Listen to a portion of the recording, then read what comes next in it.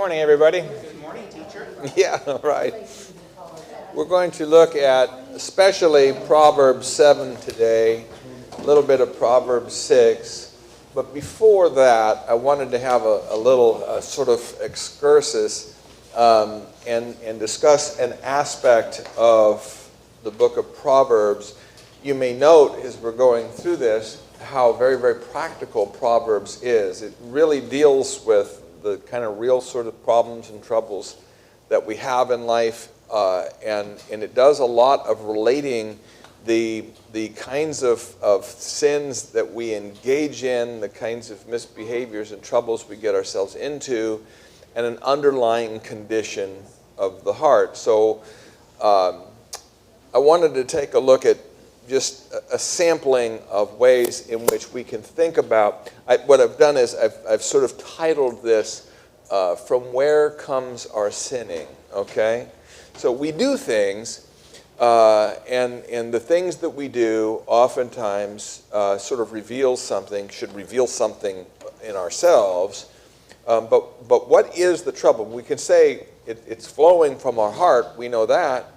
But there are different things that go wrong in the heart, or that are wrong with the heart, that give rise to different sorts of behaviors. So I've grouped several different things that we might say could be wrong with somebody that gives rise to lots of sinning, and the different kinds of sinning that it gives rise to. So, for example, perhaps the worst of all would be what the scripture would call arrogance. Proverbs talks a lot about arrogance and pride. And arrogance and pride lead to lots of sinning. And the worst kind of sinning, okay? By arrogance and pride, it doesn't mean, it sometimes means this, but the basic idea here is not so much that I think I'm better than you. It's that I think I'm smarter than everything. In other words, I think I'm smart enough to chart my own way. So the arrogance that Proverbs will speak about gives rise to things like, well, scoffing. Okay, we hear lots about scoffing and how bad scoffers are. And open wickedness. Those who are arrogant are openly wicked. They don't hide anything because they don't see any need to hide it. They don't fear God. They either don't believe that God exists at all, or at least don't believe that he's paying any attention to them. He's just not a concern for them. So if you see somebody who is engaging in open wickedness, or is just openly violent, for example, callous, indifferent, you are looking at somebody whose heart we can fairly confidently say, from a biblical point of view, from the point of view of Proverbs, is a very arrogant person. All right? They may have other troubles too. But if you are openly violent, you just take what you want because you're strong enough to do it, then you clearly do not fear God. And if you do not fear God, then you are clearly a very arrogant person. So I want you to understand that the idea of arrogance is not just the normal kinds of your nose is stuck up in the air. That's a different kind of a problem. This is, you really are content to be your own God and the master of your own ship, and that is not something that Proverbs is ever going to smile on. So one problem that gives rise to much sinning is the arrogance of human beings. Another that Proverbs deals a lot with, and that's a lack of discipline. You just don't control yourself. You either don't control yourself in the moment, or you don't control your life generally. And because you don't control your life generally, all kinds of bad things happen. So, for example, here's some examples of lack of discipline. A bad temper. Everybody gets mad. And we all have to learn to master that. And if you don't, you're going to have problems. Laziness is another one where you just don't control yourself. Totally different problem. Ignorance. How would ignorance be a lack of discipline? Well, you're not learning because you're not trying. It's not as though the information isn't available to you. We're not talking about the ignorance of somebody who lives in the deep bush and has never encountered. We're talking about the ignorance of somebody who If there's Christians in this congregation who are clueless about Christ and what he's done for us, that's on you. That's on you, okay? Because the information is here. Drunkenness is, obviously a lack of control. You're given to appetite in this particular way. Gluttony would be another one. So there's many ways in which the Proverbs would look at these various things, and the problem is that you have no discipline, you have no self-control, and it leads to all kinds of problems. Now, consider the difference between the arrogant and those who lack discipline. The arrogant don't care, okay? The only thing they care about is if they might get caught. If they run into somebody who's stronger than them, they'll care about that. But they do not have any sort of esoteric care for doing right. Now, on the other hand, those who lack discipline, those are harder to judge. They might care, but they keep making a mess of it. Have you ever known anybody, I've known a number of people like this, who are constantly sorry. They're always sorry for what they're doing to other people and what they do to themselves. They make a mess of everything, and then they're really sorry. You can warn them before they make a mess of it, but it won't matter. They'll make a mess of it first, and then they'll be genuinely sorry. And they will be, but it won't matter because it's going to happen again. Right? So this is a different kind of problem. The arrogant don't care. Those who lack discipline might care. I say might. I mean, the reason why they lack discipline might be because they don't care either. There's a lot of overlap here. But it might also be that, no, they care, but there's some aspect of their life that they would say they cannot. We might say they will not. Maybe it's both. Seize control of it. The lazy just won't get up and work. They mean to when it's not time to work. But when it comes time to work, they just can't quite do it, okay? And there are many people who have trouble controlling their temper, either verbally or with their fists. These are not, the arrogant are violent because it gets them what they want, and they will resort to violence if that's what they need to do. Those who lack discipline might resort to violence because they just can't control themselves, so they punch people, make them mad, okay? Even if it doesn't get them anything, even if it costs them their job. They lose their job. They didn't want to lose their job, but they can't control themselves. All right, so a lot of what we deal with in Proverbs deals with those sorts of problems. A lack of trust.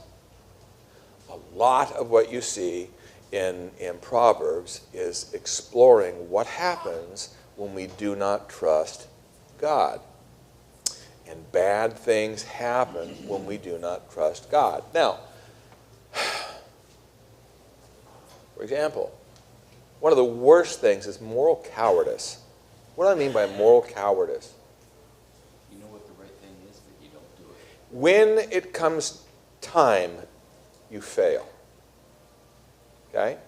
So, for example, ordinary physical cowardice means that when the bullets really fly, when it really gets dangerous, you take off. You do not rise to the occasion. Okay? But at other times, you're okay. So you know what you should do.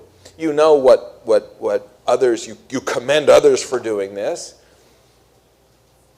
You yourself, however, when it gets dangerous, you flee. Moral cowardice is a similar thing. You know the right that you ought to do. You approve of the right. You think you ought to do that. You approve others who do that. But when doing right comes at a cost, you don't do it. Now, Proverbs has a lot to say about failing in the moment when it is most necessary to succeed.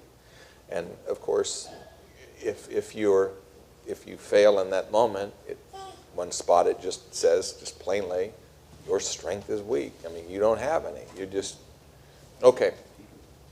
So moral cowardice, misplaced reliance. What I mean by that is, You trust in your money, you trust in the king, you trust in your army, you trust in other nations, you trust in your own wisdom. You trust in something, but what you don't trust is that it's all going to work out. You don't trust that God has got it under control, so you are going to introduce and flail around for whatever help that you can get. And in the end, it's not just that you're looking for other things by which you might meet a particular problem. It's that you really are not relying upon God to solve your problem, and you don't really think he will. You may say he will. You may, in some fashion, believe that he will, but there's a big part of your heart that just really doesn't think so.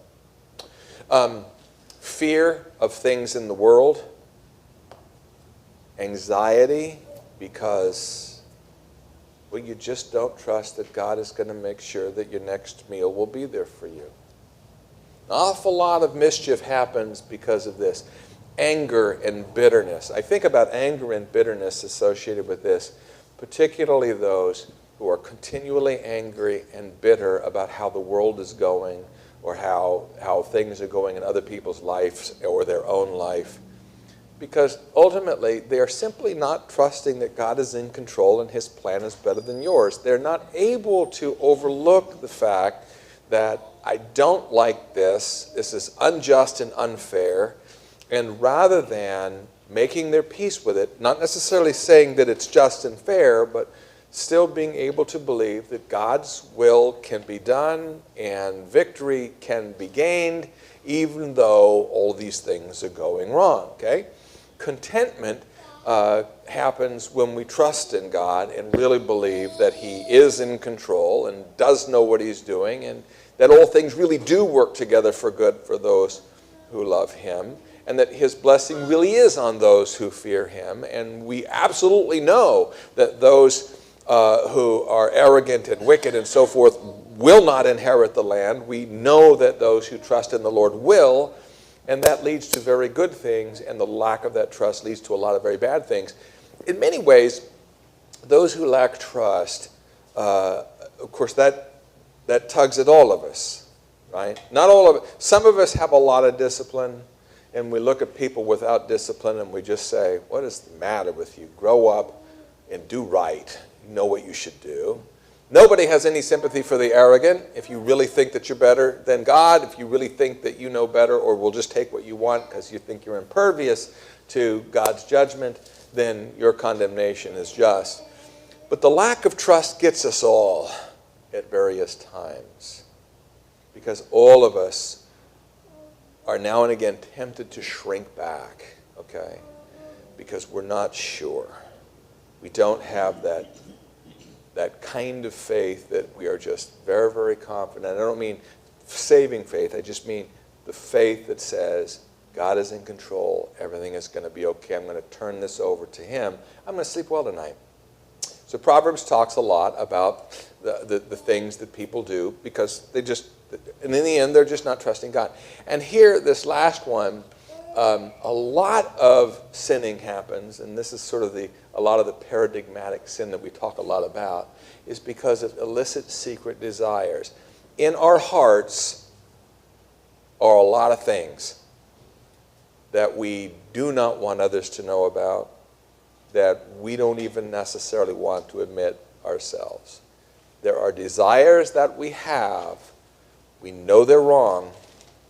When we act on them, we keep it all very secret. So, for example, sexual sins are usually of this sort, okay? It takes a pretty callous person to just right in front of everybody do whatever it is that they want, although our culture is making that easier and easier too. Even so, even in our culture, there are still things that you hide. You don't admit that that is what you really like to do. That's what you're thinking about. Greed can be, of course, greed can be a lack of trust, you see. You're just continually hoarding things because you just don't trust that God's, it's that I've got all these silos filled with grain, and I'll build more, and I'll eat, drink, and be happy. But greed can also be because your heart is just absolutely enamored with things that are shiny and beautiful things And so that theft oftentimes is because you want something that you can't have. Think about the difference between somebody who steals something that they need and somebody who steals something that they want. Okay? The person who steals something that they need, you might say, well, that's a lack of trust. You need to trust God, He'll provide for you. The person who steals something that they want, that don't need, that can be a lack of trust, and that you just don't think God's going to give you, let you be happy. But it also may be that your heart is just so enamored of this thing, you will not do without it, okay? Vengeance.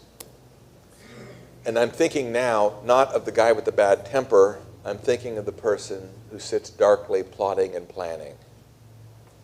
That I will get you for what you did to me. You bear a grudge, you conspire, you wait, you lurk, you wait for just the right moment, you spring the trap. But this is all quite behind the scenes, and you don't admit this to anybody. An awful lot of lying and an awful lot of dishonesty is to cover this sort of stuff up. It's also to cover up what we're really all about. Proverbs talks a lot about the difference between what a person says and what's really going on in their heart. What a person does and what's really going on in their heart, okay? That is a very common problem, that sort of, and we all know it, and Proverbs calls it out. And it's an aspect of this, the human heart is deep waters, okay? And it's hard to see what's really going on. And it sometimes takes a very wise person to be able to plumb the depths and get down to the bottom of it all. In fact, we're not even sure what our own motives are oftentimes. Right? And so envy would be another. Envy is a very unattractive sin. Where basically we think we ought to have what somebody else has, and they ought not to have it. And almost nobody ever admits that. You don't even like to admit it to yourself. But, well, class envy. Well, yes, class envy, yes, but that's less personal, okay? But that would be the same thing. But what I'm thinking of is a very personal. Your friend just got a good job, and you didn't, and so there's a level of unhappiness in your heart and toward your friend, but you will never admit that. But it might affect your behavior.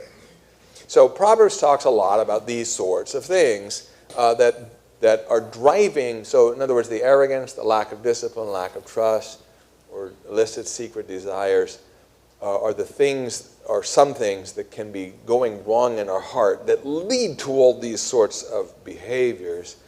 And the answer isn't just to stop the behaviors, but to take a look at what's going on inside that is giving rise to them. So this is not particularly chapter 6 and chapter 7 of Proverbs. This is all of Proverbs, and it's just sort of the nature of the very practical way in which this book is applying the wisdom of God to human behavior, and it's wanting us to be honest with ourselves about the kinds of things that really drive us and the kinds of things that really drive our neighbor.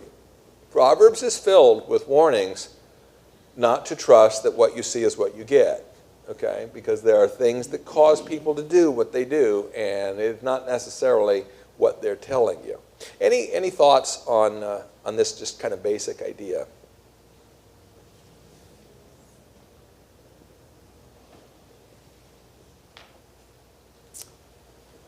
Let's take a look at chapter 6.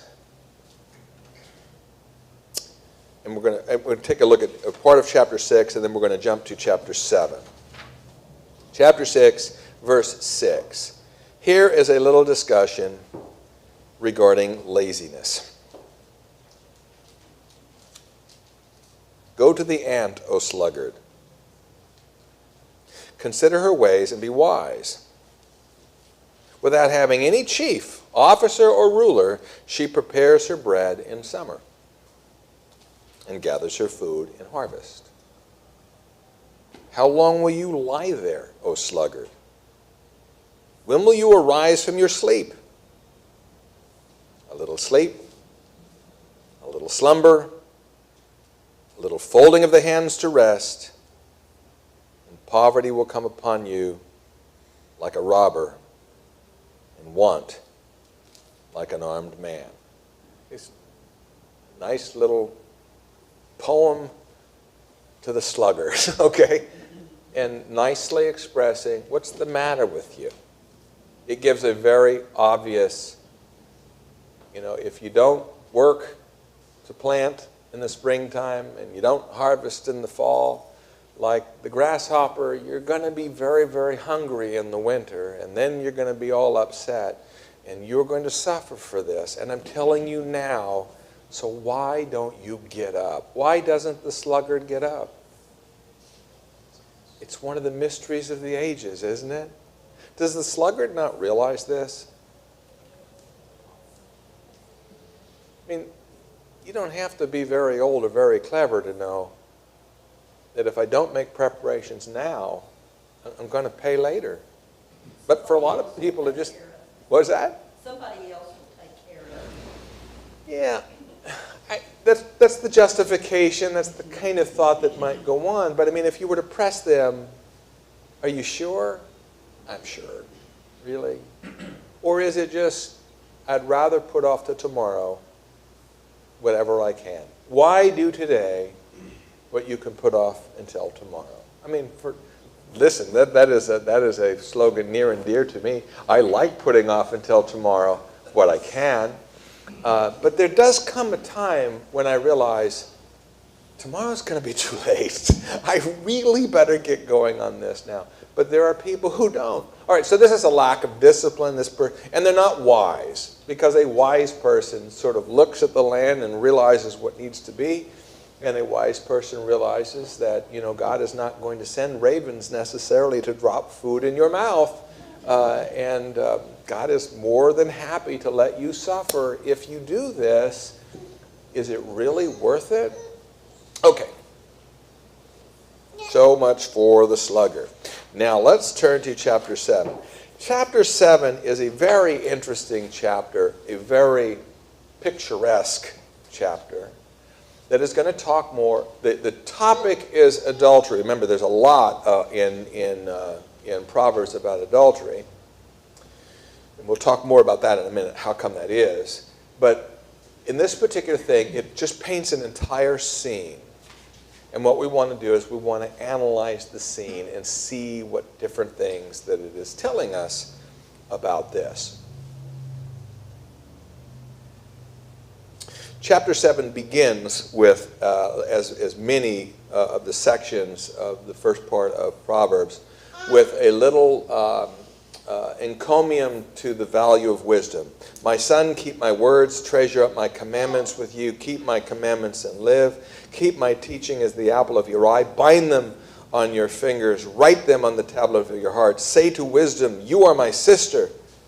And call insight your intimate friend. To keep you from the forbidden woman, from the adulteress with her smooth words. All right, so that begins. Keep wisdom close. It's so valuable. It's so good. And now he's going to spin a story.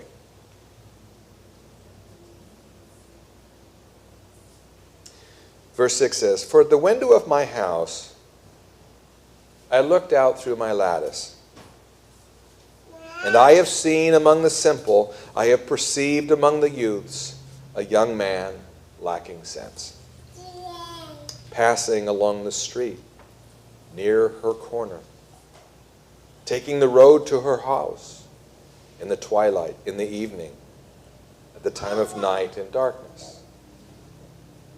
And behold, the woman meets him, dressed as a prostitute, wily of heart. She is loud and wayward. Her feet do not stay at home. Now in the street, now in the market. And at every corner she lies in wait. She seizes him and kisses him. And with bold face she says to him, I had to offer sacrifices, and today I have paid my vows. So now I have come out to meet you, to seek you eagerly, and I have found you. I have spread my couch with coverings, colored linens from Egyptian linen. I have perfumed my bed with myrrh, aloes, and cinnamon. Come, let us take our fill of love till morning. Let us delight ourselves with love, for my husband is not at home. He has gone on a long journey. He took a bag of money with him. At full moon he will come home." With much seductive speech, she persuades him. With her smooth talk, she compels him. All at once he follows her.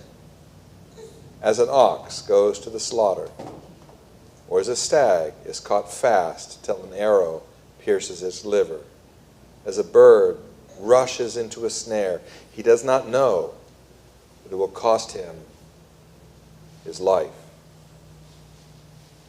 And now, O sons, listen to me, and be attentive to the words of my mouth. Let not your heart turn aside to her ways. Do not stray into her paths, for many a victim she has laid low, and all her slain are a mighty throng.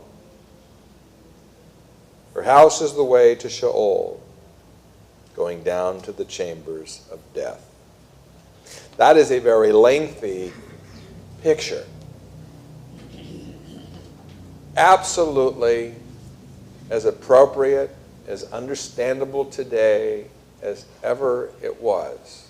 Some things never change. Now let's think about this. And we'll go back and we'll look at it. We'll see the different parts of it and some of the things that it's saying. The first thing is the paradigmatic sort of sin we're talking about here, the meeting of this sexual liaison, okay? That's sort of paradigmatic. These people are going to do what they want. Devil may care whether it's right or wrong. We want what we want, particularly. So we have temptation here. We have this young man who is too stupid to know what it is that he's going to pay for this. We have him, as it were, willingly going into a trap. Willingly going into a trap.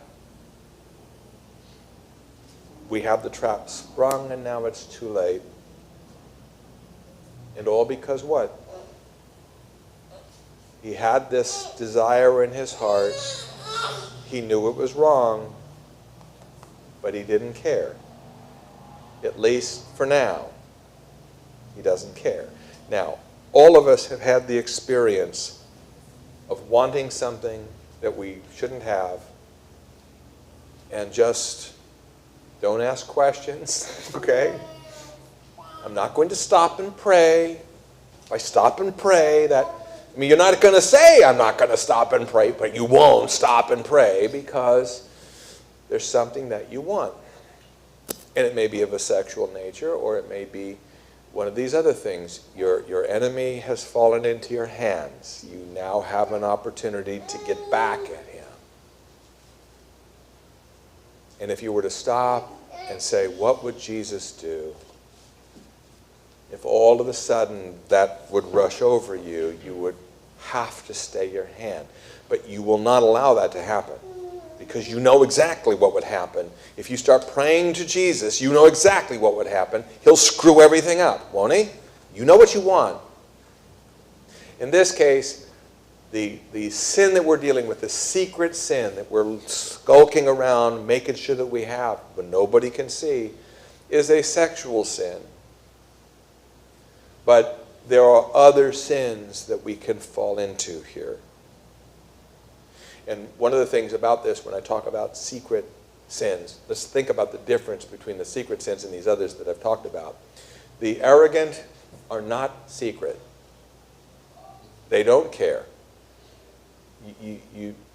If you think that they're a sinner, they don't care. If you think that they've got bad, they don't care. They don't fear God. Those who lack sense and discipline, okay, they may care, but they can't hide what they do. It's all over the place, and it makes a mess of everything because they're a drunk and they're a drug addict and they're lazy and they're hot-tempered and they're a mess. We may love them. We may see deep down in there as a person we really, maybe somebody we love very deeply, but man, they hurt everybody around them, including themselves and mostly themselves. Those who lack trust are kind of pitiful. I mean, from the point of view of those who have strong faith, you say, trust God, He'll take care of you. Why are you constantly in anxiety like this? Why are you constantly trying to protect yourself from things that God says He'll protect you from? So their sins are kind of out in the open too. They normally don't surprise us. The secret sins are secret for a reason, and oftentimes that's where people really can live a double life. So let's take a look again. Out the lattice, out the window of my house, I've looked. So he's just painting a picture. I see this kid. He's among the simple. Remember the simple. These are not devoted to foolishness, but they're not exactly wise either. He's young, and he lacks sense. Because all you have to do is back up with this and say, is what you're about to do really worth what you're about to risk? And any wise person would say, it's not. Folks, how many careers, really excellent careers, have been destroyed because a man can't control his sexual appetite? He sneaks around, and finally he gets caught. Okay? Politicians, CEOs, wealthy people, powerful people of great reputations have destroyed themselves because they want what they want. And they will have it, even though they knew it was wrong. And they hid it, and they end up really harming themselves. He's passing along the street near her corner, taking the road to her house, in the twilight and the evening at the time of night and darkness. Now note, this is a trap. He's going into a trap. But this is not the kind of trap that was sprung while he was on his way to work. Who would have known? Okay? Yesterday it wasn't there. Tomorrow it wouldn't be there. But somebody put a trap right on my way to work so that I fell into it. This trap, he knows right where it is, doesn't he? When is he going there? Twilight. At twilight.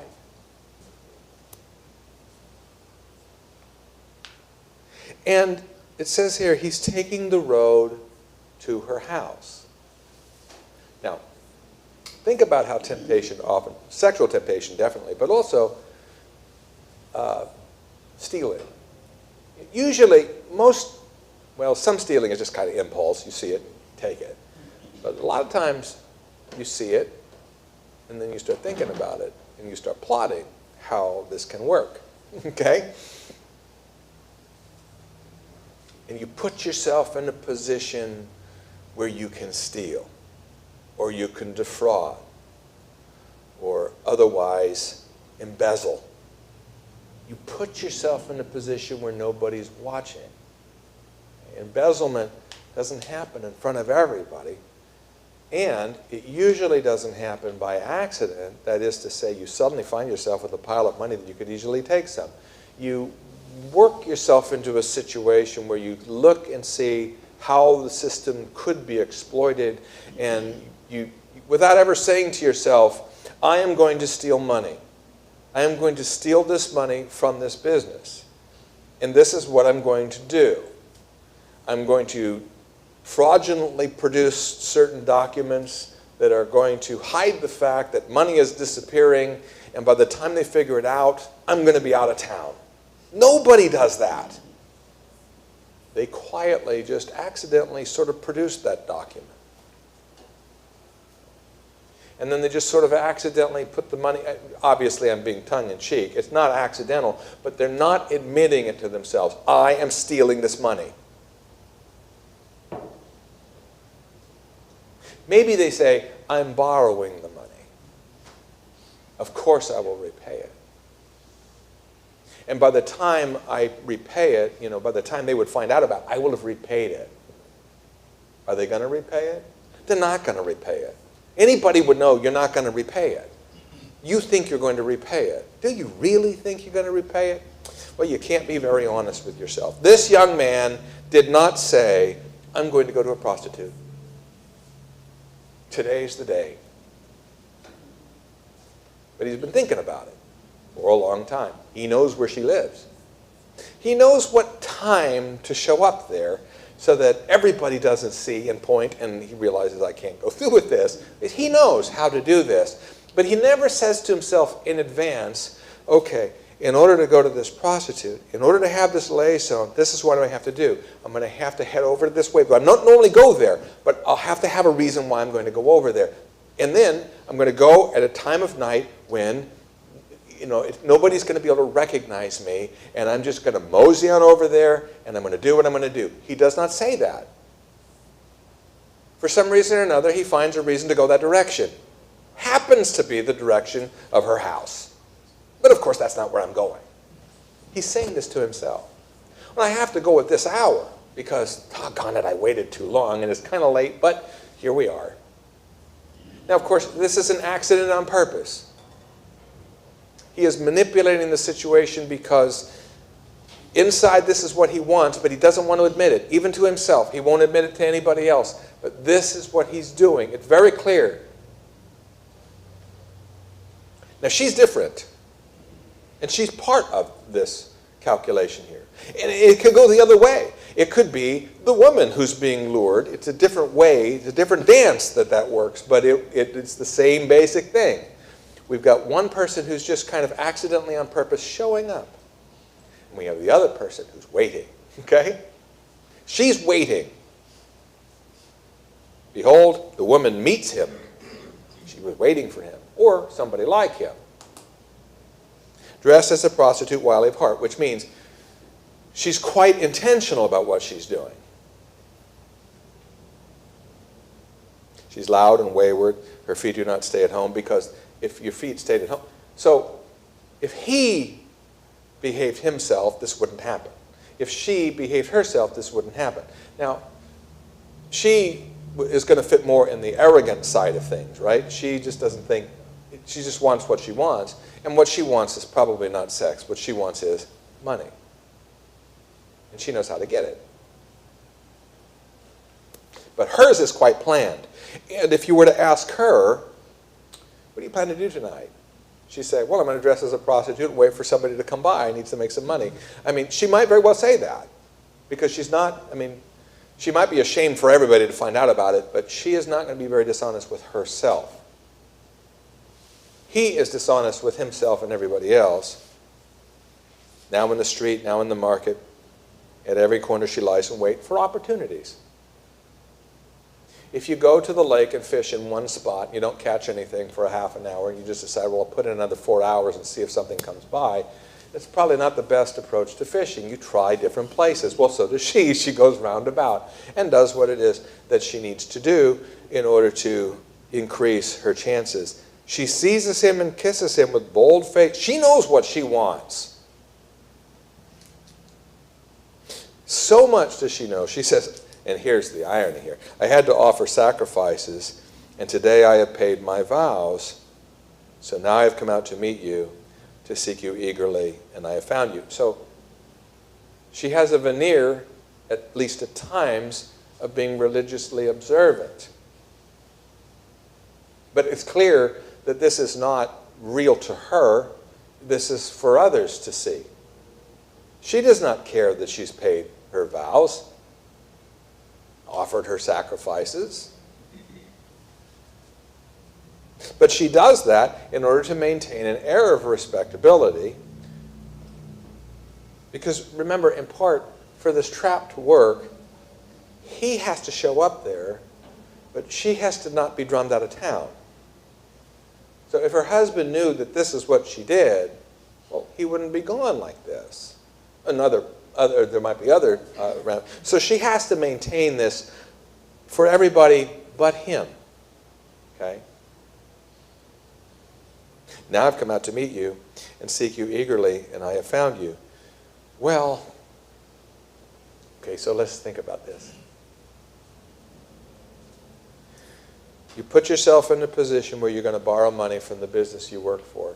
You're going to pay it back.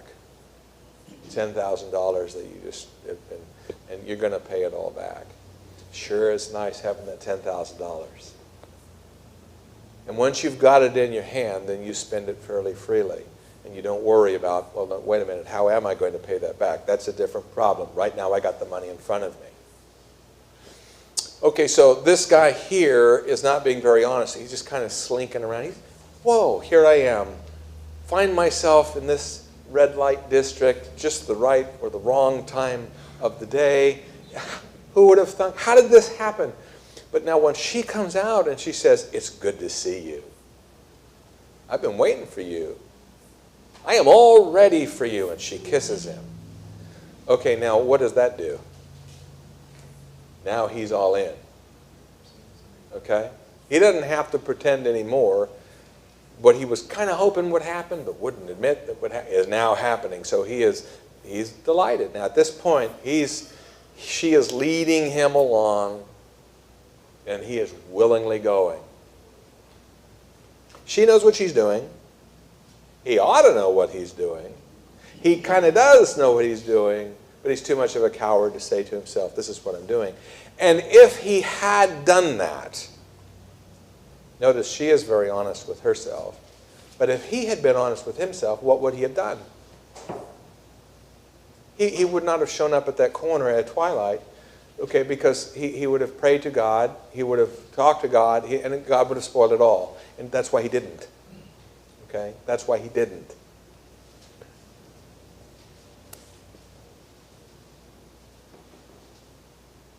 Verse 16, I have spread my couch with coverings, colored linens, Egyptian linen. I have perfumed the bed with myrrh, aloes, and cinnamon.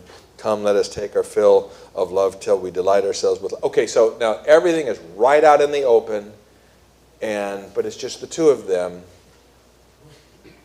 My husband is not at home. You don't have anything to worry about. We're not going to get caught. He has gone on a journey. He took a bag of money with him. At full moon, he will come home. Who else knows that this young man is there? Yeah, besides God. What other person knows? What was that? The narrator. Yeah, the narrator. That's right. He's looking out the lattice. Okay. Does mom know? Does dad know? Do any responsible friends know? No, they don't know. Why don't they know? Because he's ashamed. Right. Well, he makes sure they don't know. It is not good for a man to be alone. Now, I am robbing from one context and putting it in another. Okay? But it fits. It fits. It is not good, and I'll say for a man particularly, but for a woman too. A lot of mischief happens because we create in our life a space for it to happen. This is a space where this can happen with this young man. She can come out and say, this is what we're going to do. It's going to be a great time. And there's nobody there to stop this. There's nobody there to prick his conscience and say, do not do it, because he doesn't tell anybody. He puts himself in a position where this temptation can happen. By the time she's saying to him, hey, come, my bed's ready, my husband's gone, that's massive temptation. But that massive temptation didn't happen all at once. He very much put himself in exactly the spot where a temptation like that is going to happen, because he kind of wanted it to happen. Okay?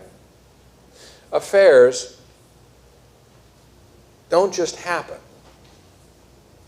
Two people who happen to work in the same office and they're married to other people do not just suddenly one day decide we're going to go to bed together. We're going to have an affair. We're just going to do that. That's not what happens.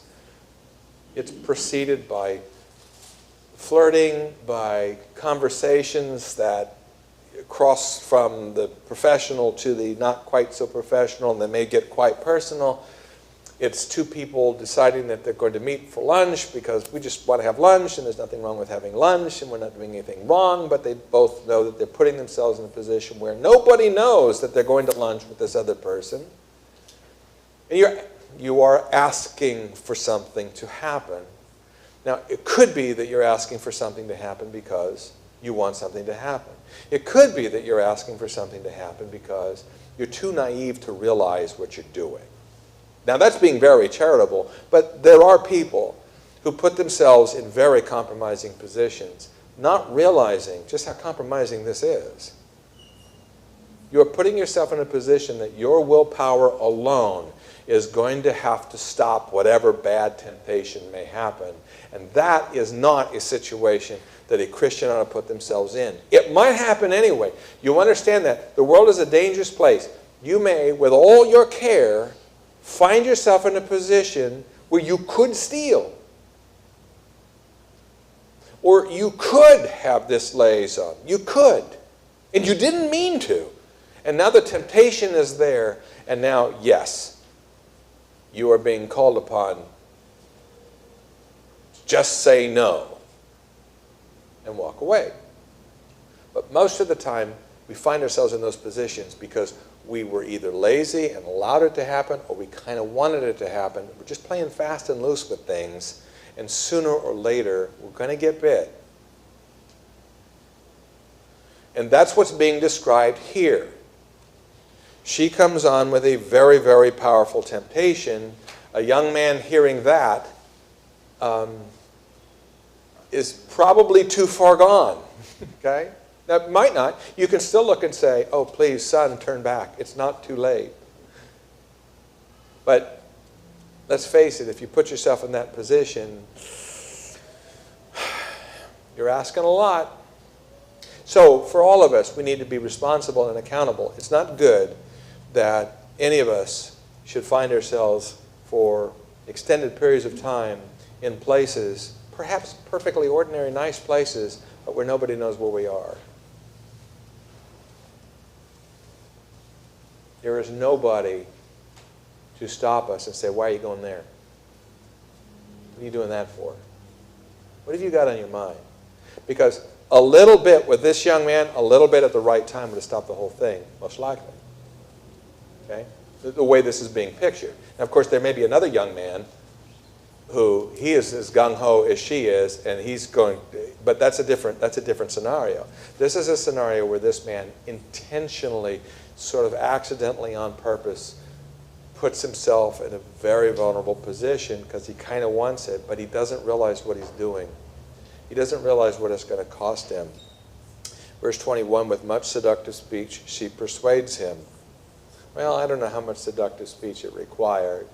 And of course, this seductive speech doesn't happen at all unless he's there with her alone, right?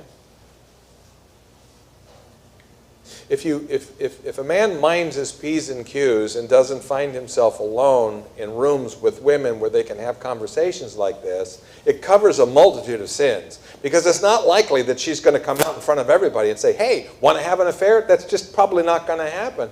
And you're not going to say flirtatious things, and none of this is going to happen because there's other people here. And you're not going to think to yourself, well, I would engage in flirtatious behavior, but all these other people are here. You won't even think about it. It won't ever occur to you. It's when they're not here, and when they're not here again, and when they're not here again, that the mind begins to work on the angles and the possibilities here. All at once he follows her. No, all at once he did not follow her. But that's what it looks like. Okay?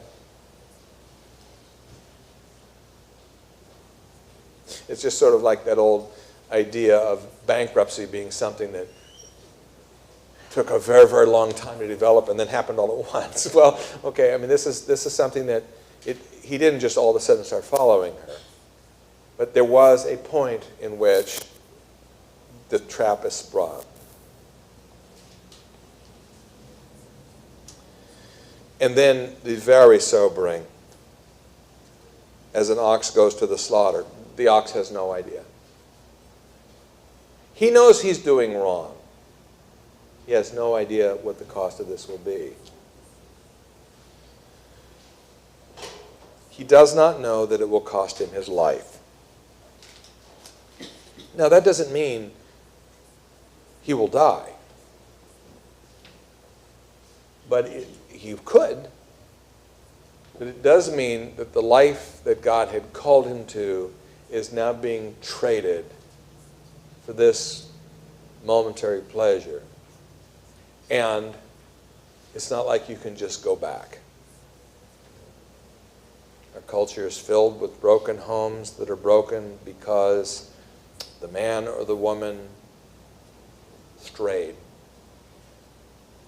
And all they wanted was a little attention, and all they wanted was a little gratification, and what it ends up costing them is their family, their children, their good name, their job, their future, and everything. And if they'd ever stopped and thought, is it going to be worth it, they would say, absolutely not. But they didn't stop and think. So it is good for every Christian to stay regularly in contact and accountable to other people for where you're going and what you're doing. It doesn't mean that, everybody's spying on you. You don't make people spy on you. You disclose where you're going and what you're doing, because you shouldn't ever be ashamed of that. And if you don't want, if there's something you're going to want to do and you don't want to tell anybody, you better stop and double think about what it is that you're about to do. If nobody should know this, that's not good. Like they say, bad things happen at 2 o'clock in the morning. Okay? Nothing good happens at 2 o'clock in the morning. So if you're young men and young women and you're out about town at 2 o'clock in the morning, bad things happen at 2 o'clock in the morning. And now, my sons, listen to me and be attentive to the words of my mouth. I'm telling you this. I am an older man. I have seen this many times. I know what I'm talking about. You think I'm an old fuddy-duddy. You don't think I know what I'm talking about. You think you're strong. You think you got it all under control. I am telling you, so did this young man I just was talking to you about. And I am describing to you foolishness. For many a victim she has laid low. Again, this particular kind of liaison is sort of the paradigmatic sin that we allow ourselves to be tempted into. There are other kinds of sins, but they all share similar properties. We sort of allow ourselves to be put in this position where we can do this. They're all cloaked over with the air of secrecy. We're not honest with ourselves. We're not honest with God. Notice how different that is with the person who lacks discipline, who may be very honest all the time. He just continues to screw up the same way.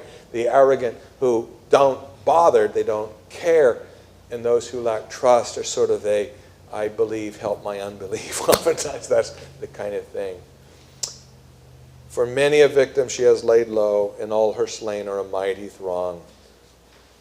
That's, again, culture is littered with this sort of thing. All right, so that's enough for today. I wanted to get to that very picturesque view and see all the different things that it's talking about, the nature of the way these sins happen, the calculated, careful, and concealed way that we allow them to happen in our lives. Let's pray. Lord Jesus, preserve us from all such sinfulness, where our hearts desiring evil things lure us, and where we do not keep close to you, and we are not honest with you, and we do not pray to you, and we do not keep ourselves carefully accountable to other people, and we allow these things to happen. We pray that you would preserve us from this, Lord, and help us to be wise. We know that the life that you give us to live is of so much more value than the crumbs that we would trade it all for a moment of pleasure. Help us, O Lord, to follow you and to live life as you've meant it to be. Amen.